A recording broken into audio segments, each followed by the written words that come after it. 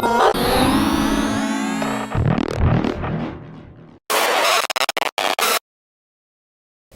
a pretty firm stance in since we saw you last at the last event with the Nick Diaz stuff. Can you just explain for everybody sort of where that came from, why you decided to really make that stand and support it that way? Yeah, no, the reason why is I was part of USADA. I was part of the whole Olympic movement, training for 4 years for the Olympics. I started getting tested when I was in high school. And I just felt like the Nevada Athletic Commission was kind of targeting Nick Diaz. And I just felt like that was uncalled for. And I've competed, I won a gold medal, and I've never been tested 3 times in one day, in a span of 12 hours. And I just felt like he was targeted, and I think me as a fellow fighter, I can't let that go down, man. At least for me, man, I couldn't live with myself, being suspended for 5 years. I mean, we've seen some of the stuff that other fighters have done to slap on the wrist. And, I'm not judging anybody by any means. I make mistakes too. Like I made a mistake right before he jumped on the mic, but I'm standing firm, and I mean it when I say I'm not going to fight about it. Even if that means letting go of the title. Like I said before, my self-worth is worth more than my net worth, and the reason why I'm called the messenger is because I try to do good, and I try to do good with the platform that God has given me. I became a gold medalist, and I love speaking at schools. I wrote an autobiography, and I've seen the difference that I can make through sharing my story. Son of immigrants, raised in a single-parent home, son of a father who was an alcoholic. So it gets really into depth with me. So it's something very broad, and I think me helping out Nick Diaz kind of allows me to continue to kind of share my story with people. The reason why I do things. Have you had a conversation with the UFC at all? Obviously, that's something you're in that position. A win over Jussier. A lot of people think you'd probably be next.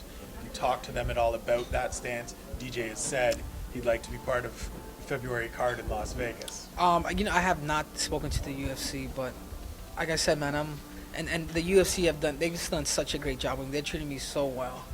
But I'm taking my stance on this, man. And like I said before, man, I'm a slave to no man. I know what it feels like to be the best in the world. I have a gold medal. Do I really want the gold belt right now and kind of lose my dignity, my self-worth? I'm sorry to break this to you, but my gold medal is actually gold plated. That belt is not actually gold, it's gold plated as well. And like I said before, it goes back to my character, to my integrity. So will it take the suspension being overturned? I mean, what are you looking for to be willing to consider fighting? Yeah, no, absolutely. I mean, if it's overturned, good. Absolutely, I'd fight in Vegas. I like going to Vegas, but Viva Las Vegas. But it's to the point where somebody has to take a stance. I'll be willing to take the sacrifice. Go ahead, man. If I'm gone, you guys will know why I did this. Call me a martyr of the sport of MMA. It's okay. Is a reduction okay? Like if they come back and say, we've looked at it, 5 years is too much, and it gets reduced to, I think their new standard is 3 for a third failure. Oh, God. Is there, or is it just a complete voiding of it that'll get you to relent on this? Yeah, I think at that point I would really have to talk to my team, my agent, who is my mentor, Bill McFarland. I would have to talk to them about it because I obviously I do want to fight, I do want to compete, but at the same time, man, I gotta allow this man to get a fair trial, man. It's unjust what they did, and that's all. It's not about me no more, man. I've reached success. I know what it feels like. I was the best in the world. It's not like when you fight someone and you can continue to keep exchanging the bout. For 4 years, I trained for something my whole life, and I became the best in the world. And remember, success is cool. But I think for me now, as a competitor, I'm going to win. But to me now, it's based more on significance. So success, significance. I'd pick significance because I know what it feels like to be the best. Have you talked to Nick at all? Has he reached out at all? He has reached out, man. He has reached out through social media. Haven't spoken to him over the phone. But this isn't only for Nick, man. This is for everybody. I'm fighting for all you guys, man. Like, this is... Who knows, man? I may be next. I can't painting my fingernails pink may get me suspended too. I don't know. So I'm fighting for everybody. I'm fighting for all these fighters in the UFC. I'm just curious, if the suspension is reduced, I mean, there's still sort of something inherently that must be broken with athletic commission if they are targeting fighters like that. I mean, do you think that there needs to be a conversation about the very governing body that dictates these rules? Yeah, absolutely. Maybe the fighters probably need to start a board. And I'm afraid to even say the U word because then, dude, that's a whole another article that's going to be twisted around. But maybe we should start a board, and maybe some of the spearheads like Conor or Ronda Rousey. I mean, who am I short little Mexican with a big head who happens to have a gold medal that wants to make change. But I think these are the cash cows. You get these guys involved and everything changes. A couple fighters have, joined taking a similar stance as to you, but You not know what, that that's- many. Are you surprised that not as many have taken your stance on this? I'm not surprised, man. People are scared. People are scared, and some fighters said they have, and then now they're fighting in Vegas. So it's, and again, man, and I'm actually a theology major, and if you really think about what the apostles did for God, I mean, all these became martyrs for Jesus, this guy that they thought that wasn't God, and these people want to die for this, man. And I'm kind of taking it to extreme. Maybe I'm taking it out of context, but that's somewhat what I feel like here. Like, it's okay, man. If I get cut or whatever happens, you guys know the reason. And I'll say it again, man. My self-worth is worth more to me than my net worth. And I mean, I've been dealing with USADA for years through the Olympics, so is this kind of residual from that? You've seen how they've operated over the years, or is it really just the Diaz situation? no, I think that USADA do. I think it's good, man. It keeps us clean. But I think that's just to the extreme what they're doing with him. It's like he's never tested positive for steroids or another drug. He tested for marijuana, man. Some of you guys are probably going back and talking a little bit, right? How do you guys feel? I'm not saying that it's right. I mean, it is. It is what it is. But dude, come on, man, a 5-year suspension. You're taking the man's career. You're taking, getting fined $165,000. That's too much, man. Someone has to take a stand, man. I'm kind of tired of it. Have you been, you don't have to name names, but have you been impressed or disappointed with the general fighter reaction to you? As far as No, I think everybody has given me a hand. I think everybody has congratulated me. Like, they're like, damn, dude, this little kid has cojones. But it's not necessarily good attention. It's just to do what's right. That's all it is, man.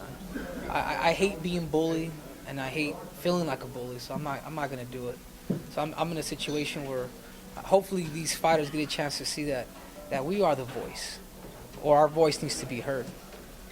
Henry, what's your take on DJ? Immediately after you said that you wouldn't be fighting in Las Vegas, Dimitri said immediately that he wants his next fight to be in Las Vegas. Is he doing some gamesmanship on you, or? I don't know. I can care less, man. To be honest with you, his time's gonna come. His time's gonna come. That's all I gotta say. It doesn't have to be in Vegas. I'll go to Seattle and fight him. I really would. Let's go to Phoenix and fight. Let's go to Mexico and fight. But I can't do it in Vegas. When you see a guy like Ali Begatinov, who's coming off a year-long suspension for testing positive in a drug fight or in a title fight, get a fight. What do you know about them drugs? Man? But he comes back and gets a fight. His first fight back is against a big name like Benavidez. Was that surprising to you? No, I think people are underestimating this Baruski. I think he's dangerous, man. I think he has straight punches. I wouldn't be surprised if he beats him. I really wouldn't. I think he comes back hungry. I think he comes back knowing that I think for him, he's fighting for a purpose now. Like, to prove people wrong and to lift this country. And that makes a fighter extremely dangerous. So you don't think he's about to work his way back up to a fight of that profile after a drug test? No, I think that's up to the UFC. I think that's something at that extent, man. I'm not gonna get involved in that. I think that's him. But if somebody does get killed at one point, that's I'm cleaning my hands on that one. Can I assume that you don't think marijuana is a PED in any way? I've never smoked, man, before in my life, but I have friends that do, and some of them actually need it. I wouldn't be surprised if I need it, because I'm like, I want to wrestle all you guys right now, right? So I don't know, man. Come on, you guys don't complicate these questions for me, man. I know how this stuff rolls, man. There you know a front page. Henry Cejudo says this and blah blah blah. You talk about your experience at the World Championships in Vegas a couple weeks ago. Oh man, it's awesome, man. If you guys want to know, if you guys want to get to know some the best athletes in the world, I wish you guys would have gone to the World Championships. You guys will see heavyweights doing backflips, heavyweights just double leg shots. It's nuts, man. There's a reason why wrestling is the toughest sport in the world, and you see it in MMA. You see this guy right here, and these guys never really had a chance to accomplish the pinnacle of the sport. But that chip on the shoulder, but the fact that they have that wrestling background makes them tough. You talked about DJ a little bit. Let's say you do get the title shot and you are successful. What are some of the things that you would do to get more eyes on the division? Because the drawing power it's not really there right now. No, I think being myself. I'm Hispanic. I'm American with Mexican descent, and I think I bring that crowd with me. I think people are starting to realize that, man, I'm pretty much the little Cain that people want, and I have a little better Spanish than Cain, so that helps me out a little bit. You mentioned a couple of times about the media twisting your words. Do you want to use this opportunity to maybe explain what got misinterpreted? No. It's just. Or just in general. It's not that. It's just, sometimes when you talk and then you put things in paper, it sounds completely different. I'm a goofy kid, man. I'll laugh about things, but they never put laugh out loud on the bottom when I say things. So that's all there is to it. I appreciate you guys. I know you guys have a tough job. You guys have to get questions out there, but it's that's part of your job. My job is not to make mistakes with you guys. Thank you, sir. Thank you. Thank you.